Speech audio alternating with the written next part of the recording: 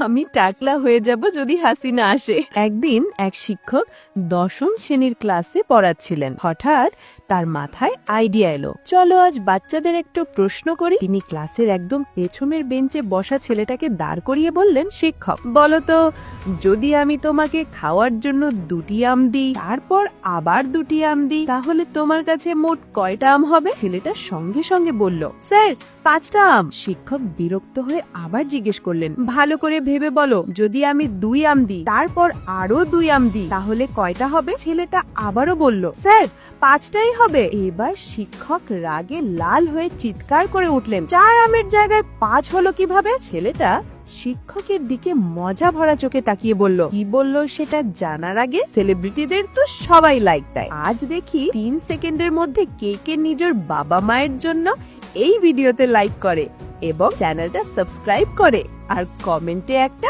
Red heart দেবে। তারপর ছেলেটা বলল, স্যার আমার ব্যাগে তো আগেই একটা আম ছিল, সেই হিসেবে 5টাই হয়, তাই না?